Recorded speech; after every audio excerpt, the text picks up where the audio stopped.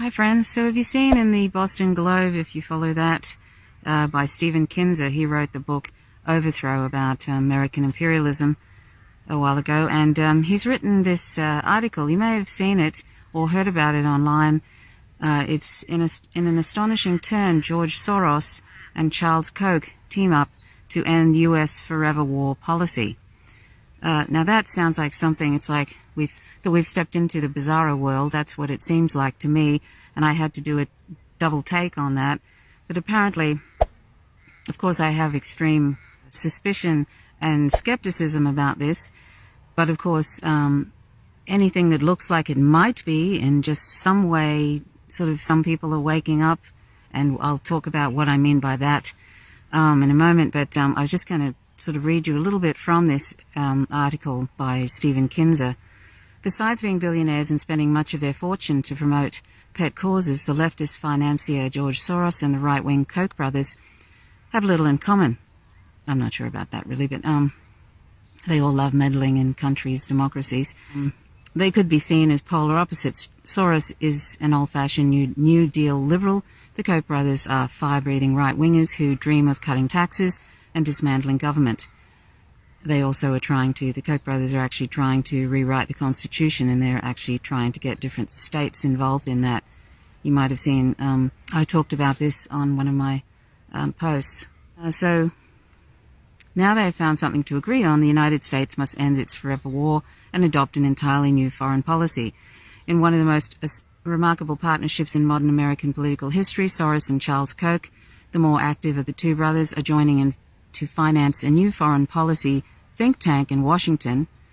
It will promote an approach to the world based on diplomacy and restraint rather than threats, sanctions, and bombing. This is a radical notion in Washington, where every major think tank promotes some variant of neocon militarism or liberal interventionism.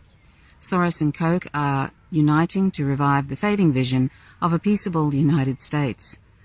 The street cred they bring from both ends of the political spectrum, along with the money they are providing, will make this new think tank an off-pitch voice for statesmanship amid a Washington chorus that promotes brinkmanship. This is big, said Trish, a former president of the National Iranian-American Council and a co-founder of the new think tank. He's, from what I understand, he's actually in some ways quite good, Trish, so it shows, quote, it shows how important ending endless war is if they're willing to put aside their differences and get together on this project. We're going to challenge the basis of American foreign policy in a way that has not been done in at least the last quarter century. I mean, sort of, you'd almost think this is kind of like an onion piece in a way, wouldn't you? Because these two are the last people that you would think might be doing this. Now, as I said, I'm sort of skeptical, but if there's any truth to it, and if they don't end up going pear-shaped at some point, like some of these other think tanks, which are really about militarism or fooling the public or whatever, if it doesn't go that way, then that's great. Since peaceful foreign policy was the founding principle of the United States, it's appropriate that the name of this think tank harken back to history. It will be called the Quincy Institute for Responsible Statecraft, an homage to John Quincy Adams, who was in a seminal speech on Independence Day in 1821, declared that the United States goes not abroad in search of monsters to destroy. She is the well-wisher to the freedom and independence of all. She is the champion and vindicator only of her own, end quote.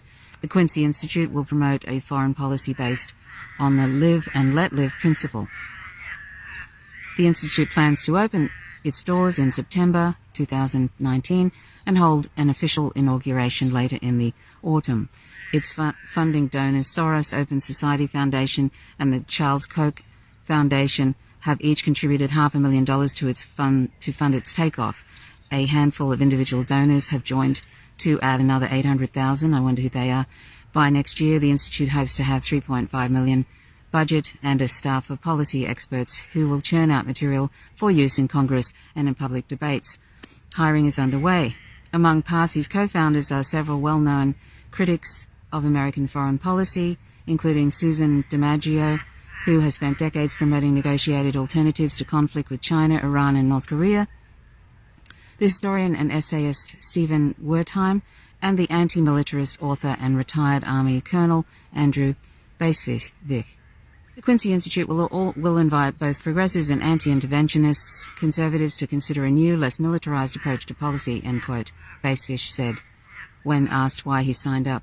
Quote, "We oppose endless counterproductive war. We want to restore this pursuit of peace to the nation's foreign policy agenda." Okay, so I'll put a link to that. It's in the Boston Globe. This was the 30th of June, 2019. It's an opinion piece by Stephen Kinzer. So, anyway, that's, anything that is sort of actually, I mean, if the motivation is in any way real to promote peace and end these appalling, immoral, interventionist, imperialist wars, well, that's great. And here's what I think about possibly the motivation to this for George Soros and this particular Koch brother. I'm sort of thinking some of it may be the fact that they're very frightened about the possible Third World War coming, or at least the the attack on Iran, which, seems to be becoming more and more likely. Just recently now, the British have sort of, they're holding hostage, I think it's some sort of Iranian tanker or something that's is related to Iran, and it's basically holding its hostage, and so the Iranians say, okay, well, we'll find a British tanker and hold that hostage. See, and once they do that, once the Iranians do what is fair enough, then of course the, people like John Bolton, who are just itching and have been wanting to invade Iran for decades, will sort of go, see, look, they've taken hostage one of our allied tankers, so, that's enough now to attack them, that sort of thing. So people like George Soros and this Koch brother, they both probably can see that, well, the Koch brothers actually have, oil interests. That's where I think they made a lot of their money, right? So they can probably see this is very bad for business. That's one thing. And they probably also, any sort of violence, that's going to interfere with business is probably, that's not in their business interest. So they've obviously done the maths.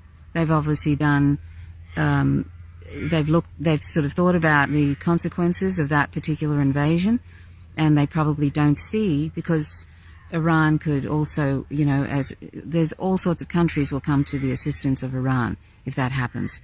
There'll be problems with Iraq, in Iraq due to that. There'll be the U.S. will get themselves into such a mess. There'll be lots of carnage on both sides, but it won't be good for business for either of these two.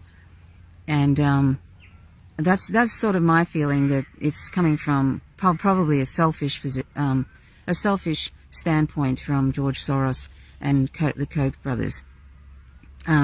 It's like when YouTube starts to crack down on right-wing white nationalists who are promoting violence.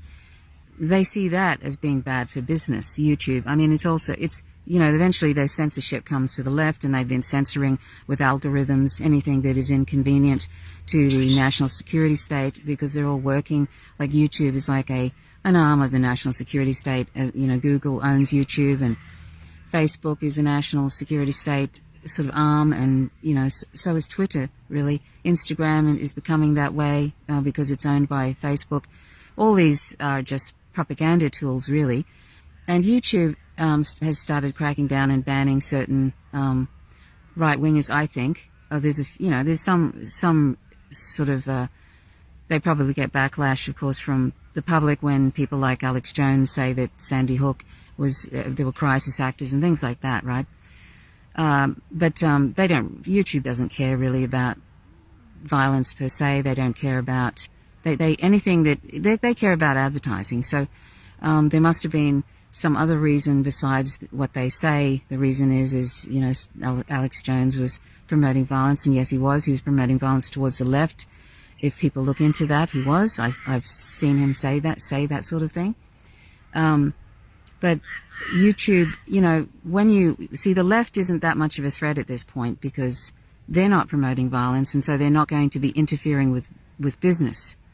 Eventually, businesses and the capitalist class, whereas white supremacists and nationalists, they're more likely to be interfering with the capitalist class in that they're interfering with business because of the violence and so forth. That's my thoughts on that. Because you have to think about why it's like the mainstream media, they don't care about, they care about advertising.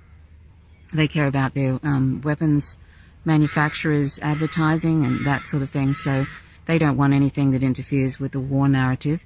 In fact, they promote the war. They promote war on most mainstream media.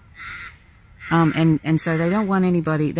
So they only care about advertising dollars. The corporate-owned media. That's why they love Trump, because that like the CBS Les Moonves. Is it CBS?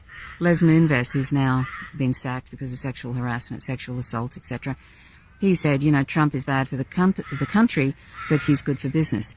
See, it's just all about advertising dollars. And so anyway, YouTube, just quickly about YouTube. So that's my thoughts about why they are cracking down, of course, on the left, but they're not actually banning sort of channels on YouTube like they are with the right.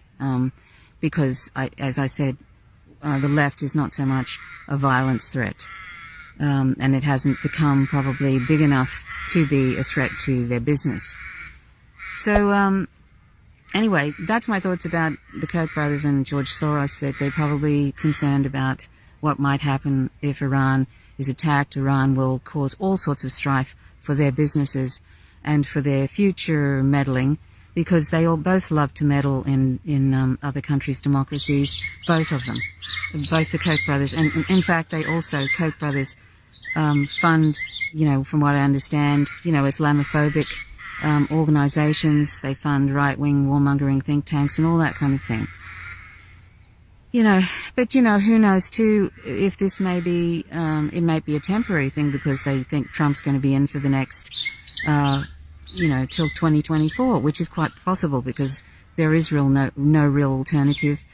If they put Joe Biden up, which I think he's not going to be up now, it's probably going to be Kamala Harris. Kamala Harris drove a stake through Joe Biden's heart at that Dem debate, so it's probably going to end up being, it'd probably be Kamala Harris. It should be Bernie Sanders, although Bernie Sanders is still an imperialist as far as I'm concerned, but it should be in that he's got more likelihood of beating Trump, much more likelihood of beating Trump than any of the other people. But I doubt very much whether he will get through the primaries. I'm sure that the DNC will make sure it is rigged again, and I don't think Bernie Sanders will challenge it, or maybe he will, who knows, but it doesn't matter. The national security state and the military-industrial complex, it's seamless. Whether it's Bush, Obama, Trump, it's seamless, and they keep meddling. So anyway, if this actually turns out to be something good, the Quincy, Institute or whatever it is, and it actually is doing what it says it's supposed to be doing. I mean, it's Trita Parsi is a good choice. I could think of some other people that would be really good, and I don't know. I don't know. There's people that are very openly critical. I don't know about those other two people I mentioned. I haven't looked into them. But anyway, so that's a good thing. So I suppose that's some good news, but I mean, I'll believe it when I see it. I'll believe it when I see that they're actually doing what they say they're doing. So one can only hope. And so I'll just read you a little something from Matthew Ho. It's about the NDAA. He said, "It's important to note that although Democrats put a show on Friday to oppose, quote, unauthorized war with Iran, nearly all of them still voted for the National Defense Authorization Act, the NDAA. The 8 votes against the NDAA were 5 Democrats and 3 Republicans and 1 independent. Bernie Sanders, unfortunately, did not vote in that. I don't know if it's because he was away. I don't know if you can actually get somebody to vote for you. But there was only 8 out of all those senators that voted nay to that. So he said, so Matthew Ho goes on, the NDAA was going to pass regardless if Democrats were so concerned about the death and suffering a war with Iran would inflict, let alone the other 12-plus wars we are currently in. They would have voted against the NDAA in its totality rather than risk defying their weapons and war industry benefactors and bosses. Matthew Ho suggests calling those 8 men and women, if they are your senators, and thank them. I'll see if I can rustle up who that is, and I'll post them there and you can thank them.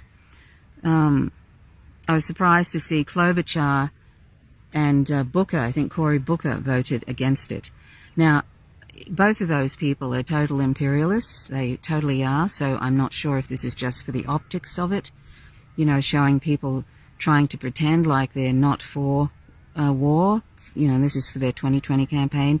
These people do all sorts of things to try and pretend they're progressive before, so they can get elected. And then after that, it's just Rafferty's rules. It's just, they do whatever the hell they want.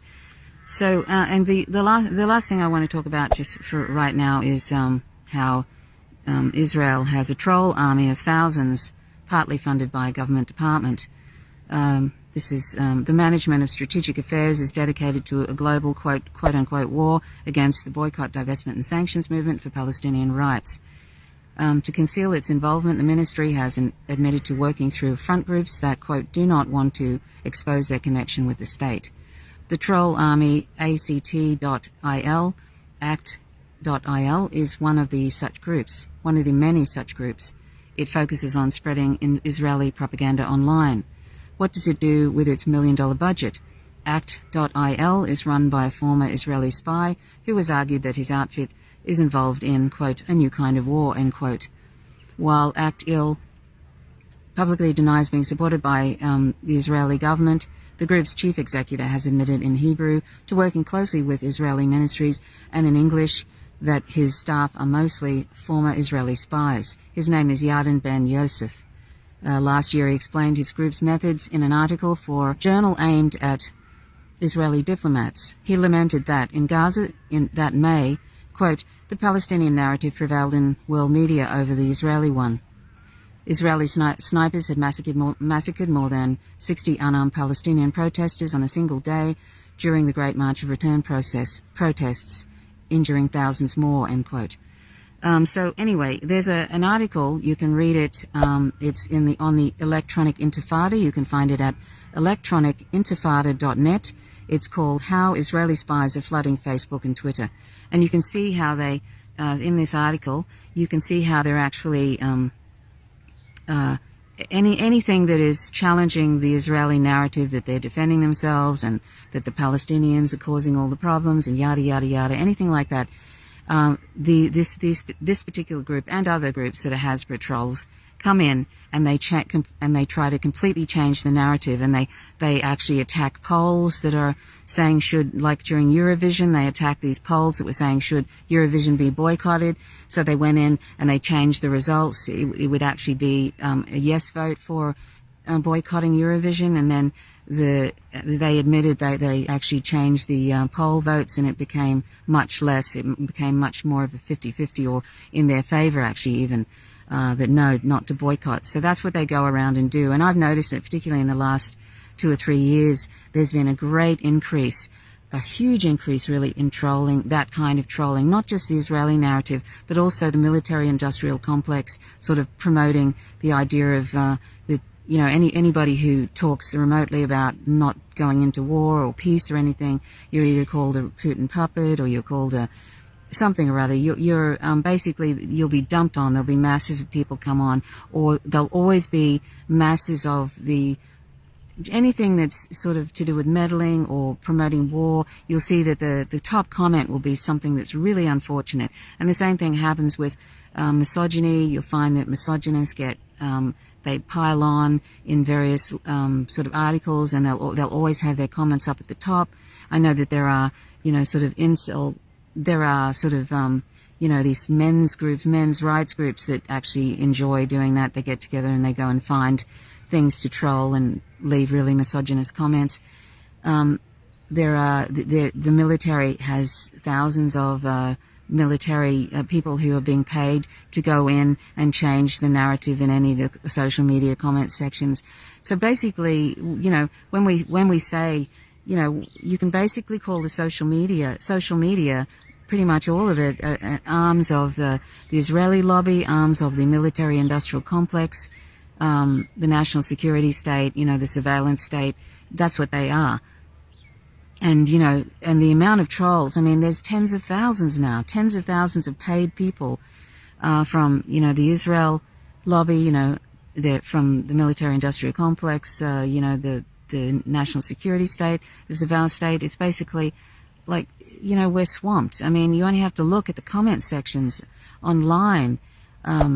It's appalling, and it's sort of so overwhelming. You really can't, pretty much can't beat it, because it's such a massive, there's such a massive trolling going on. It's really, really sad. And if it's not that, it's algorithm censorship.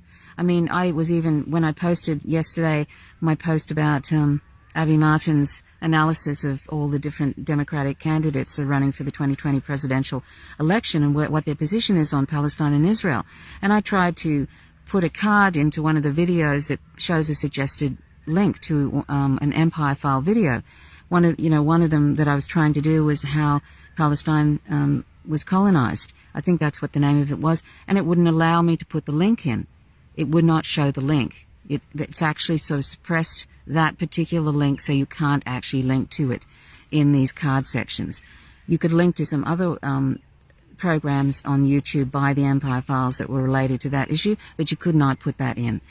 And I often find, if I do anything about Palestine and Israel, and other people have found this, that anything about Palestine, you tend to have it sort of suppressed and hardly gets any views. And some people that find, if they have any, I don't have a monetized site, but some people who do, they find that they get demonetized, and it gets suppressed by algorithms, and then they hardly get anybody seeing it, or that kind of thing. So we have a major censorship going on about with anything that's anti-war, anything that's criticizing Israel and the apartheid state. It's very sad, but that's how it is. So anyway, that's something to keep in mind when you see, these Hasbro trolls piling on to any thread that is critical of Israel, then calling people anti-Semitic if they're criticizing apartheid Israel.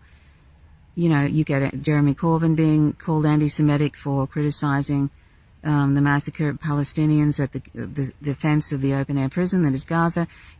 This is what happens. People actually get, like university students actually get things like free air balloon rides and stuff for doing this kind of thing. That's been proven. This is not made up. So anyway, that's what's happening. People are getting paid millions of dollars to go around protecting the narrative of Israel. So, and protecting and dumping on anybody who's a peace activist, or, is anybody who's anti-war and so forth. So, and if you haven't got that, you've got algorithms and all that kind of thing. So, it's kind of sad. Anyway, you may want to check out the Israel, the Electronic Intifada also did a documentary which was banned for quite a while, and now you can see it on their site, and it's called The Lobby. So check that out. And check out the most recent video I did if you're interested in the positions of any of the Democratic candidates on Israel and Palestine. Check out my most recent video done July 4th?